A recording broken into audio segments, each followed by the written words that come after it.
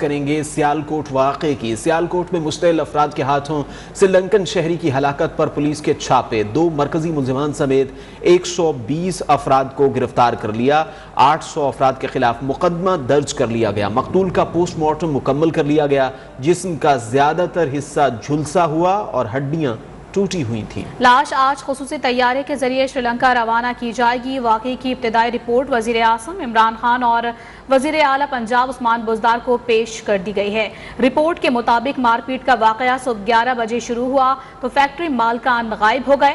Factory manager کے discipline اور کام لینے کی وجہ سے کچھ ملازمین نالاں تھے، جبکہ پولیس کے جائے وقوع پر تاخیر سے پہنچنے پر آئی جی پنجاب کی جانب سے وضاحتیں بھی جاری ہیں۔ صدر، وزیر اعظم، آرمی چیف سمیت سیاسی، عسکری اور مذہبی قیادت نے واقعے کی شدید مذمت کی ہے۔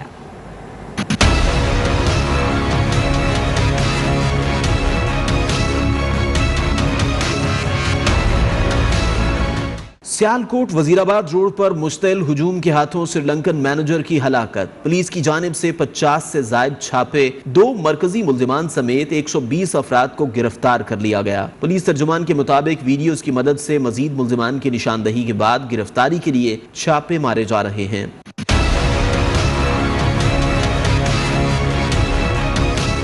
پولیس نے مقدمے میں 800 افراد کو نامزد کر دیا ہے۔ ایف آئی آر میں قتل، انسداد دہشت گردی سمیت سنگین جرائم کی 9 دفعات شامل کی گئی ہیں۔ مقتول پرینتھا کمار کا پوسٹ مارٹم بھی مکمل کر لیا گیا۔ سری لنکن شہری کے جسم کا زیادہ تر حصہ جھلس گیا ہے، جبکہ ہڈیاں بھی ٹوٹی ہوئی پائی گئیں۔ ذرائع کے مطابق پرینتھا کمار کی لاش خصوصی پرواز کے ذریعے سری لنکا بھیجی جائے گی۔ سیالکوٹ واقعے کے مقام پر پولیس کے تاخیر سے پہنچنے پر آئی جی پنجاب راؤ سکندر علی خان کی وضاحتیں۔ کہا، جھگڑے کا آغاز 10:02 پر ہوا، 11:15 کے قریب سری لنکن شہری کی ہلاکت ہو چکی تھی۔ 11:25 پر پولیس کو اطلاع ملی، 11:15 بجے پولیس کی پہلی پارٹی پہنچ گئی تھی۔ ابھی تک پولیس کی کوئی کوتاہی سامنے نہیں آئی۔ 24 گھنٹوں سے کم عرصے میں 200 سے زیادہ چھاپے مارے گئے۔ مزید گرفتاریوں کے لیے 10 ٹیمیں بنائی گئی ہیں۔ تفتیش مکمل کر کے چالان انسداد دہشت گردی عدالت میں پیش کریں گے۔ جھگڑے کا آغاز کل 10:02 پہ ہوا، اس کے بعد 10:45 پہ مزید اشتعال پیدا ہوا اور انہوں نے مار پٹائی شروع کی اس مینیجر کی۔ 11:05 پہ اس کی ہلاکت ہو چکی تھی۔ پولیس کو جو اطلاع ملی 11:28 پہ ملی اور پولیس 11:45 پہ ادھر پہنچ گئی موقع پہ۔ اس کے بعد ڈی پی او سیالکوٹ اور ایس پی انویسٹیگیشن سیالکوٹ بھی موقع پہ پہنچ گئے۔ 24 گھنٹے سے کم عرصے میں ہم نے جو کچھ کیا اس میں 200 سے زیادہ ریڈ کیے گئے مختلف جگہوں پہ ان ملزمان کو پکڑنے کے لیے۔ ہم کوشش کریں گے کہ اس کی تفتیش میں کوئی خامی نہ ہو تاکہ ملزمان کو کوئی بینیفٹ مل سکے، اور اس کا جلد از جلد تفتیش مکمل کرنے کے بعد اس کا چالان سبمٹ کریں گے اینٹی ٹیررسٹ کورٹ میں، تاکہ اس کا جلد ٹرائل شروع ہو اور جو ملزمان ہیں وہ کیفر کردار تک پہنچیں۔ صدر مملکت، وزیر اعظم سمیت سیاسی رہنماؤں نے سیالکوٹ واقعے کی بھرپور مذمت کی ہے اور افسوس کا اظہار بھی کیا ہے۔ صدر مملکت ڈاکٹر عارف علوی اور وزیر اعظم عمران خان نے سیالکوٹ واقعے کی مذمت کرتے ہوئے اسے افسوسناک اور شرمناک واقعہ قرار دیا۔ وزیر خارجہ شاہ محمود قریشی نے کہا کہ کوئی شک نہیں، سیالکوٹ واقعہ افسوسناک اور باعث ندامت ہے۔ وزیر اعظم سیالکوٹ واقعے کی خود نگرانی کر رہے ہیں، 48 گھنٹوں کا وقت لیا گیا ہے، اصل محرکات تک پہنچا جائے گا۔ سری لنکا نے پاکستان کے کردار کو سراہا ہے، امید ہے سری لنکا سے تعلقات متاثر نہیں ہوں گے۔ پرائم منسٹر خود اس کو اوورسی کر رہے ہیں، آئی ایس پی آر کا اور آرمی چیف کا نقطہ نظر بیان آپ کے سامنے ہے، وزیر اعلیٰ پنجاب کا بیان آپ کے سامنے ہے، اور ان کو انہوں نے 48 گھنٹے کی مہلت دی ہے۔ سری لنکا کا جو انیشل ریئیکشن آیا ہے، ہمارے تعلقات اس سے ہرگز متاثر نہیں ہوں گے۔ وزیر اطلاعات فواد چودھری نے کہا کہ بے حسی بڑے طوفان کا پیش خیمہ ہے، ہم نے معاشرے میں ٹائم بم لگا دیے ہیں، بموں کو ناکارہ نہ کیا تو وہ پھٹیں گے ہی، اور کیا کریں گے، وقت ریت کی طرح ہاتھوں سے نکل رہا ہے، بہت توجہ چاہیے۔ سری لنکا نے اپنے شہری کی پاکستان میں ہلاکت کو افسوسناک قرار دے دیا اور ذمہ داران کو کٹہرے میں لانے کا مطالبہ کیا ہے۔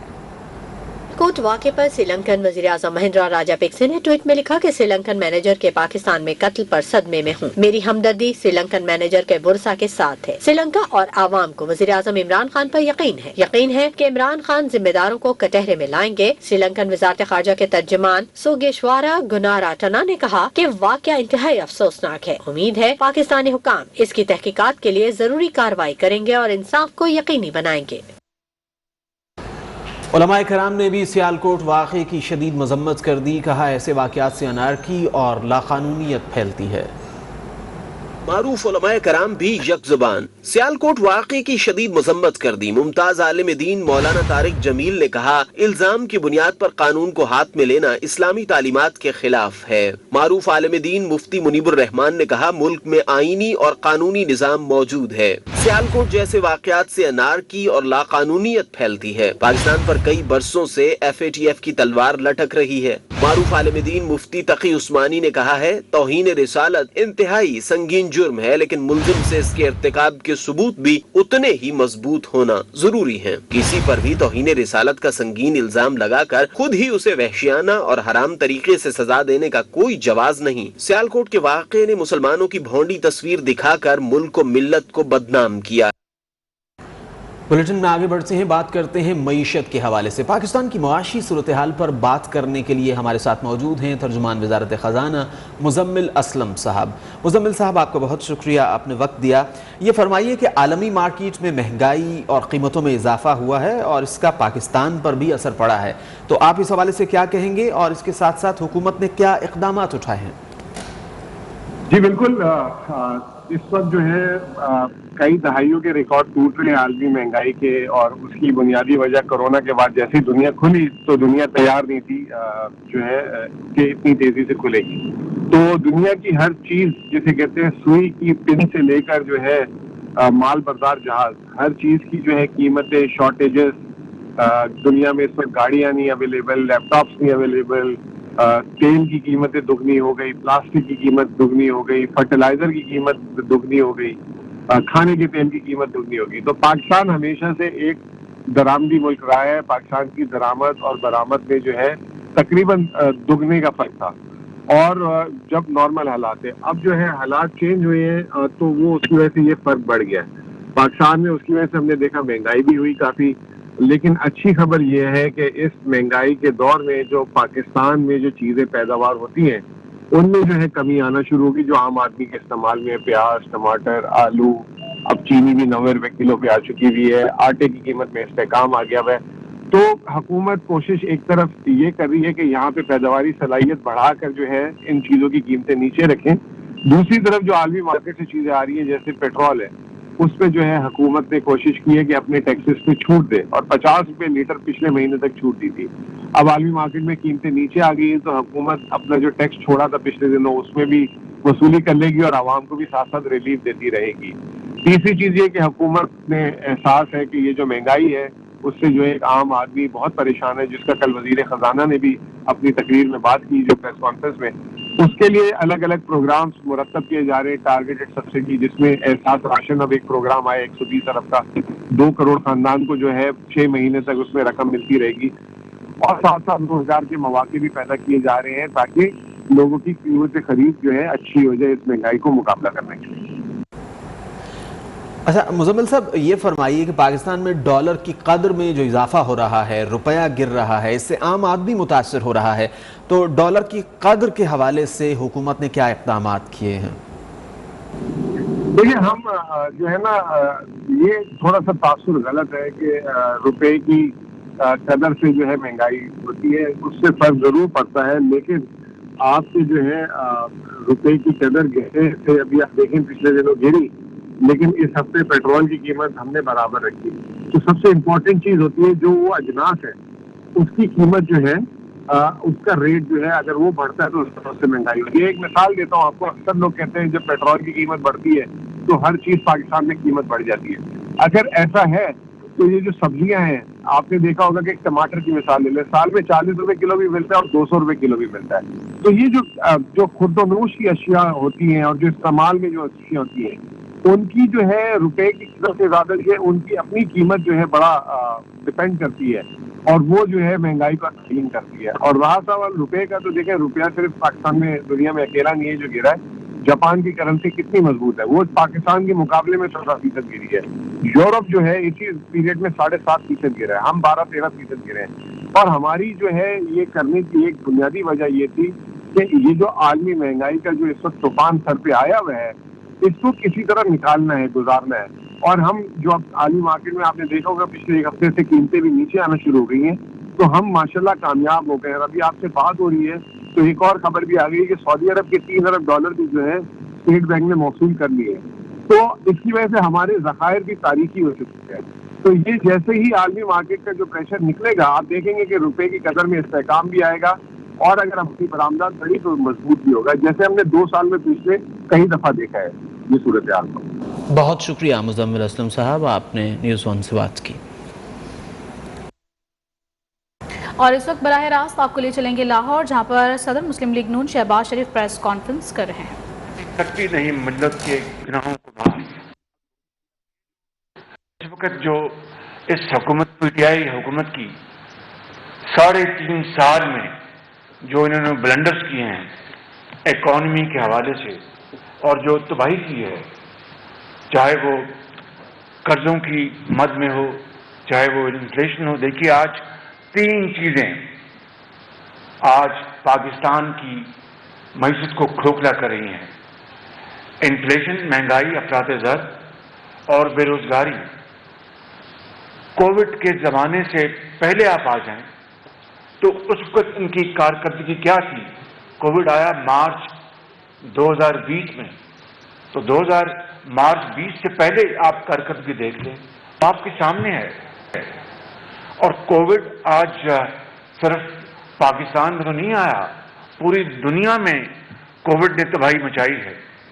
اور پوری دنیا میں مہنگائی، یقیناً مہنگائی آئی ہے، لیکن آج مہنگائی کے حوالے سے پاکستان دنیا کی فہرست میں 3رے نمبر پہ ہے.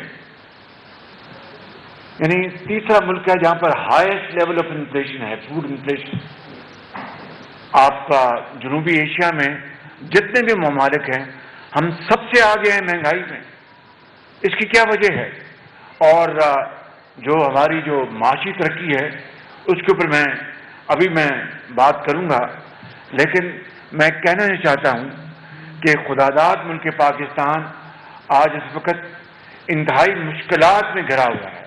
اور ایک عام آدمی بھی جانتا ہے کہ پاکستان کی تاریخ کے سنگین ترین بحران میں آج ہم مبتلا ہیں. اور اگر ہم نے اس کو وار فوٹنگ کے اوپر ہم نے کام نہ کیا تو پھر خدا نہ کرے میرے منہ میں خاک، پھر ہمیں تباہی سے کوئی نہیں بچا سکتا. میں نے بطور پی ایم ایل این کے صدر کے، بطور لیڈر دی اپوزیشن، میں نے پارلیمان میں نے پوری طرح ان خطرات کا ذکر کیا، پوری اپوزیشن نے ذکر کیا، اور حکومت کو بتایا کہ آپ ہوش کے ناخن لیں اور خدارا آپ غریب آدمی کے لیے اس کے اوپر توجہ دیں. جو بڑے بڑے بزنس ہاؤسز ہیں وہ تو زندہ رہیں گے انشاءاللہ، ان کی آپ فکر نہ کریں.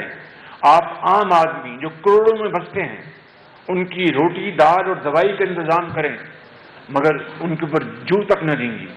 ہم نے متحدہ اپوزیشن اور پی ڈی ایم کے پلیٹ فارم پہ بھی اس کی بھرپور ہم نے آواز اٹھائی، اور جو قومی مفادات ہیں اس کے لیے ہم نے اجتماعی کاوشوں کے ذریعے حکومت کو پوری طرح متنبع کیا.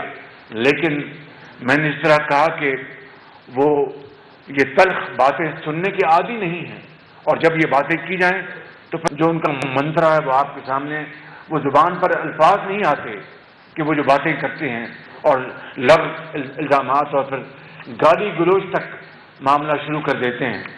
تو میں یہ کہنا چاہتا ہوں کہ 2018 میں آپ دیکھیں کہ کیا صورتحال تھی جون میں جب میاں نواز شریف کی حکومت کی مدت ختم ہوئی.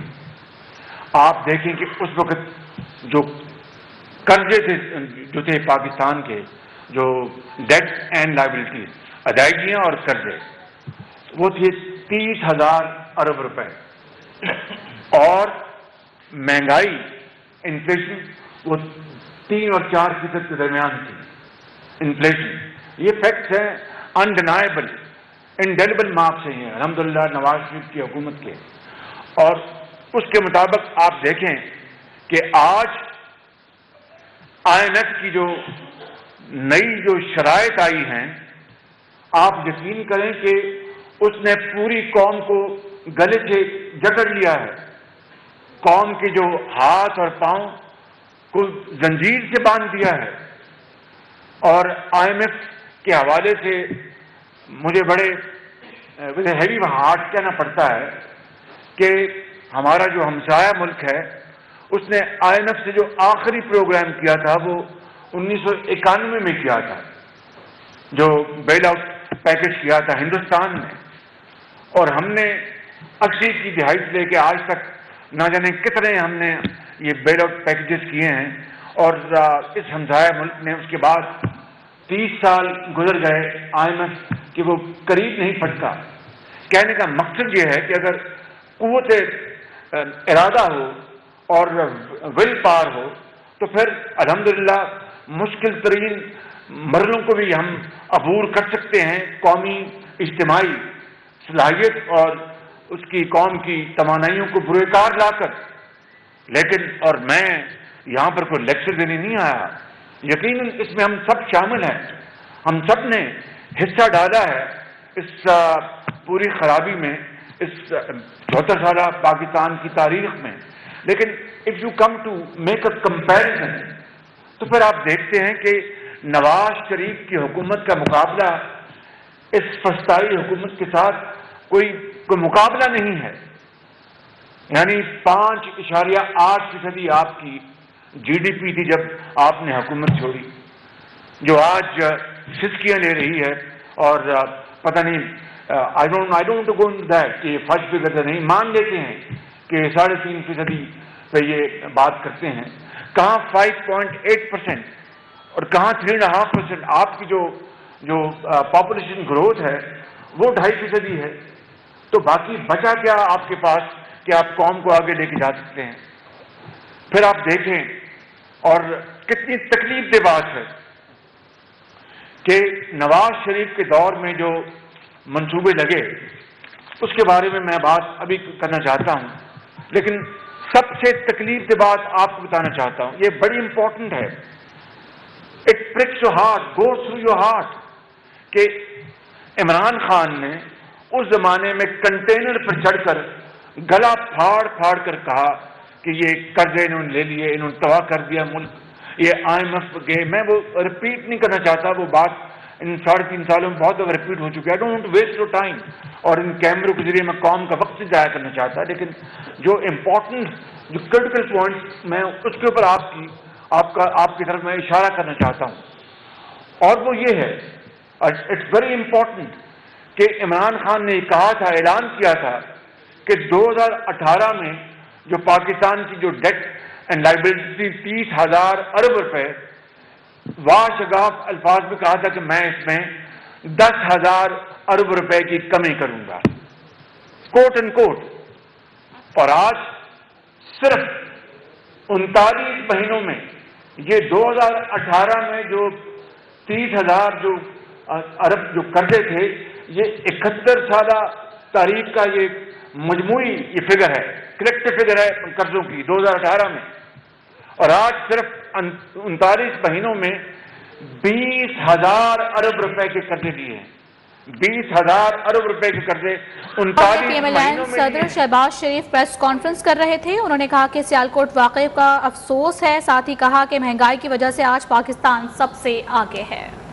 कायद हिज़्ब इख्तिलाफ शहबाज शरीफ न्यूज़ कॉन्फ्रेंस कर रहे हैं। पेमेंट बहुत नहीं की इन्होंने, तो इन्होंने जो कुछ किया है आज पूरी कौम उसको भुगत रही है। और ये बड़े इंतहाई ये अफसोस की बात है कि किस तरीके से पाकिस्तान की मईशत को तबाह किया गया।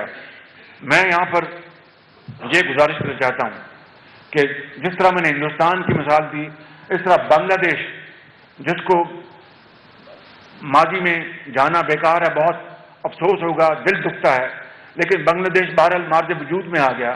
آج بنگلہ دیش کی جو جی ڈی پی ہے وہ 320 بلین ڈالر ہے اور ہماری جی ڈی پی جو ہے وہ 270 یا 272 ارب کے ارد گرد گھوم رہی ہے. بتائیے.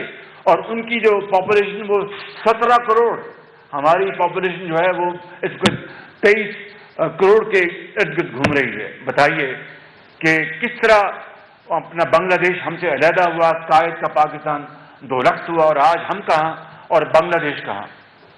اور پھر یہ حکومت انہوں نے لون کمیشن بنایا تھا رات کے 12 بجے, ایز اف کے خدا نہ خاصہ کوئی پتہ نہیں کوئی جنگ کا سما بن گیا ہے. رات کے 12 بجے میں لون کمیشن بنا رہا ہوں جس میں فیڈرل ایجنسیز بھی اس میں شامل کی گئیں, ISI کو شامل کیا گیا, IB کو شامل کیا گیا, FIA, اور مگر آج تک اس کی رپورٹ نہیں آئی.